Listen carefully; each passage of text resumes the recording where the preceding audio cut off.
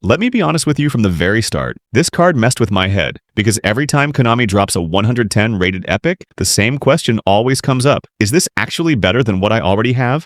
Or is this just rating inflation wrapped in nostalgia? And George Best is the perfect test for that question, because on paper, this card looks illegal. 110 overall, ridiculous pace, elite dribbling, tight possession almost maxed, balance in the mid-90s, and the kind of offensive awareness that makes AI runs feel automatic. This is not one of those wingers you have to force into the game. George Best moves like he knows where the space will open before it even exists. And that's where the conversation really starts. Now let's talk about what makes this card different. Because if we're talking about benching your current wingers, it can't just be about speed and dribbling. Every top winger has that. What separates George Best is his skills, specifically momentum dribbling and phenomenal pass. Momentum dribbling is one of those skills that doesn't look flashy in the menu, but in-game, it changes everything. When Best gets the ball while already moving, he doesn't slow down like most players do. There's no heavy touch, no awkward adjustment step. He glides, defenders commit, and by the time they do, it's already too late. This is the kind of dribbling that makes manual defending feel stressful for your opponent.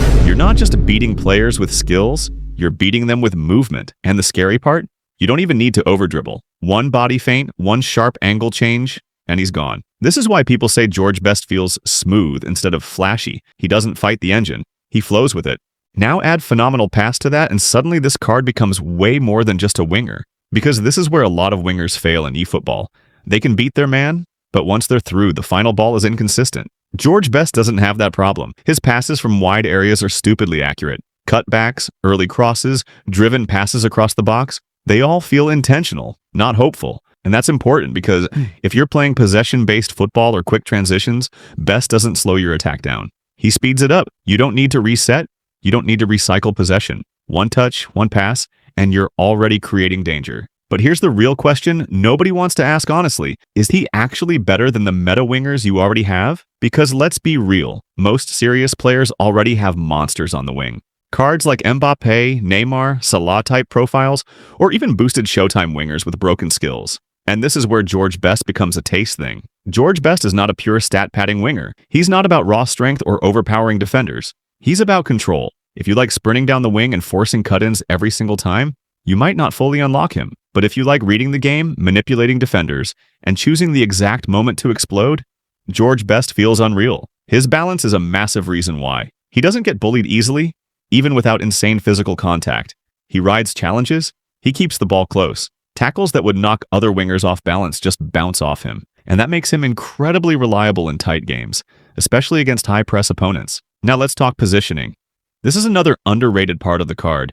George Best doesn't just hug the touchline like some wingers do. He drifts. He finds pockets between fullback and center back. Sometimes he even pops up centrally without you forcing it. And when a winger does that naturally, it opens up your entire attack. Your striker gets more space, your attacking midfielder gets more time, and suddenly your opponent doesn't know who to mark. That's high-level value, not just highlight reel dribbling. So, should you bench your current wingers? Here's the honest answer, not automatically. If your current winger is built purely for pace abuse and direct play, George Best will feel different. Not worse, different. You'll need to play smarter, not faster. But if you enjoy controlled dribbling, sharp passing, and intelligent movement, George Best is absolutely worth starting. And let's not ignore the 110 rating psychology. Opponents respect it. They press differently.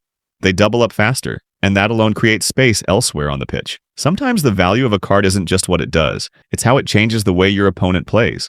Now, is he flawless? No. He's not the strongest winger.